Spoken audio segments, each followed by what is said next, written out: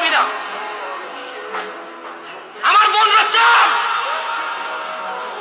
ওয়াল্লাহি যেদিন ইসলামী শাসন আসবে, যেদিন ইমাম মেহেদী আসবে, যেদিন ঈসা আলাইহিস সালাম আবার আসবে, ওনার বন্ধের উপর যারা হাত দেবে উনি হাত কেটে ফেলবে।